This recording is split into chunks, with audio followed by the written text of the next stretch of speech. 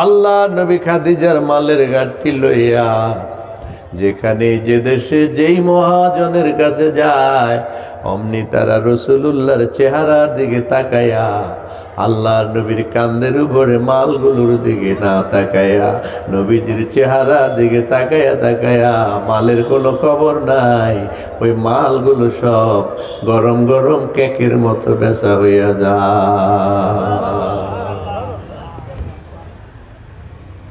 অল্প সময়ের ভিতরে মাল বেচা কিনা হয়ে গেল। মালের গাড়ি নিয়ে মক্কা মদিনার অলিতে গলিতে দুপুরের উত্তপ্ত রোদের ভিতরে আমার নবী চলছে। ক্লান্ত নবী রওনা দিয়েছে।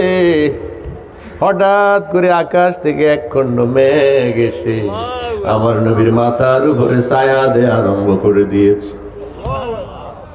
হাঁটতে হাঁটতে ক্লান্ত হয়ে যাচ্ছি। নবীজির সমস্ত শরীর বেয়ে বেয়ে মুক্তার দানার মতো ঘাম বেয়ে বেয়ে মাটিতে পড়ছে। ক্লান্ত নবী গাছের গোড়ায় গিয়া যখন বিশ্রাম নেওয়ার জন্য বসেছে, কিছুক্ষণ পরে রোদ যখন নবীর গাড়ে পড়া আরম্ভ করেছে, ওই গাছের সাথে নবীর সাথে যেন দীর্ঘদিনের পরিচয় হয়ে গেছে। মুহূর্তের ভিতরে গাছ তার লম্বা ডালটা লম্বা করে আমার নবীর ছায়া দেওয়া শুরু করে দিয়েছে। মাল বেচা হয়ে গেছে। রওনা দিছে মক্কার দিকে। যাইতে যাইতে মাইসারা তো যেসব ঘটনা দেখছে বেডির কলজা উল্টি গেছে। হে তো অন্য কিছু বুঝিয়া লাইছে।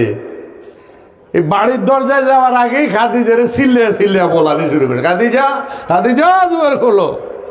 কই কি হয়েছে? তোদের কোনো ক্ষতি হয়েছে? আমার এই যুবক কর্মচারীর কোনো ক্ষতি হয়েছে? কয় না, তার চাইতে আরো বেশি। কি? কয় যে শোনো, এই সংক্ষিপ্ত সফরে আমি ওনার সাথে গিয়ে যা দেখেছি, আমার বিশ্বাস এই যুবক মোহাম্মদ তোমার এই কারখানায় থাকবে না।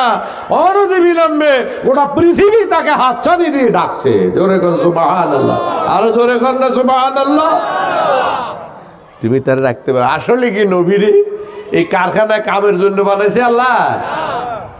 কেন বানাইছে এটা তো বলে দিয়েছে। ওয়ামা